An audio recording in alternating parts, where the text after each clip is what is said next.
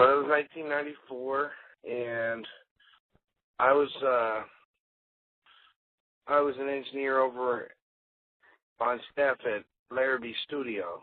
So I was a staff engineer over there, and I was working with Daz Dillinger a lot. He would come in, and they had just done the Chronics up there at Larrabee, and Daz would always come back and keep doing his work there. So they would call me in to work with Daz a lot because he would like me, and we just kept on moving from there. So I started working with Daz. Snoop would come through. I'd work with him sometimes, and I remember it was my 30th birthday, and I was working over at Larrabee with some different death row guys. And Kim told me to go. That was hiring a lot. She was saying, "Hey, people seem to like you. We can use you a lot.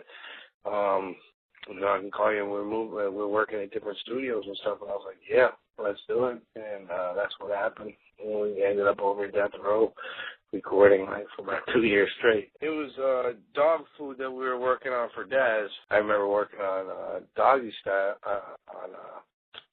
Doggfather.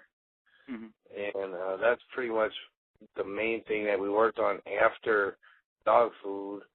Like I said, we filled in some stuff in there. We was doing a lot of different albums. At one part, Snoop and Pac at one time were working on their albums kind of simultaneously. But Pac would be working up in that front room, and Dogg would be in that back room.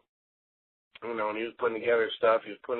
Dogg was putting together the Doggy style compilation, where he was putting his compilation together. Roger Troutman came in, and he did all that stuff, and we had an unbelievable time with that. And Roger gave me a great compliment about my engineering. And it always was, from that day on, always every time you see me, this guy, he's the best engineer. I was like, oh my God, almost embarrassingly, you know what I mean? Yeah. And that was. That's special. That's special moments right there. Those are special moments right there. I remember a few of those. It's hard to rank them this is the one that sticks out, because there are a few that really stick out, but I do remember, those in particular.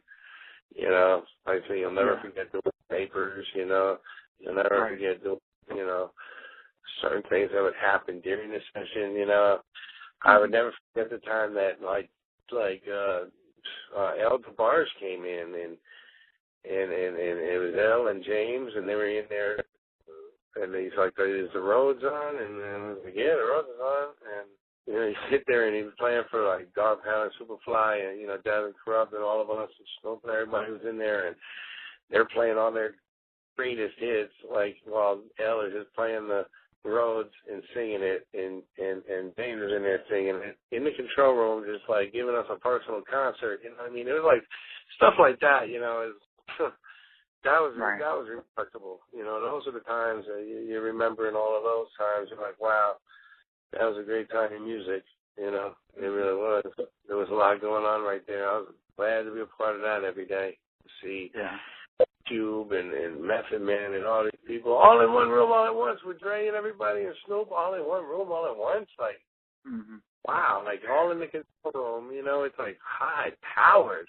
I'd be present when he's creating beats. Yeah, he created a lot of beats, a lot. Yeah. It wouldn't totally surprise me.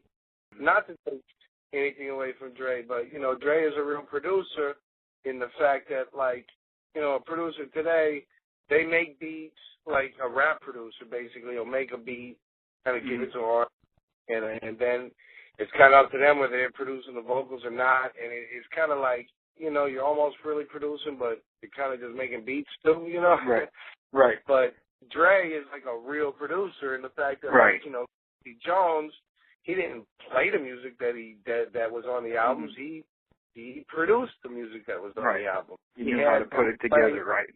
Exactly. He had them play what he wanted to do. He chose instruments that he wanted on there. He pretty much produced the album, and that's what Dre would do a lot of time.